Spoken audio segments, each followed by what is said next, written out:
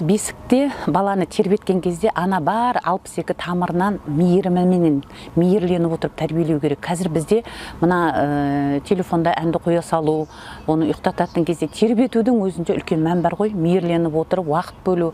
Өйткені бала мысалы қатты шыққан дыбысқа, қырқынан шыққан бала елеңдейді.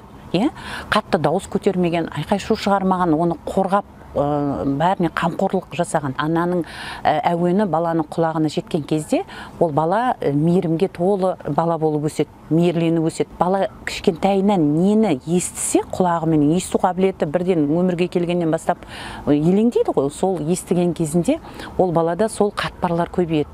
Мейірімге толы қатпарлар, дұрыс сөздердің иірімі, жақсы бағыттағы айтылатын сөздердің барлығын ол миына тоқып өседі. Сол кезден бастап көз жанарында мейірім болады, жүрегіне мейірім ұялайды. Сондықтан аналар, жас аналар барынша ықыластанып отырып, емізген кезде де, бесікке сүйеніп отырып, ән айтқан кезде де, баланың бесіктен бөліп алған кезде де оларға уақыт бөлу керек. Өйткені олар керіліп, кәдімгі жаңа өмірге құштарланып жатқан сәтінің өзінен ана бақыт алатын болса, біздің аналарымыздың өзі баланың тәрбиесіне үлкен мән берген болар еді.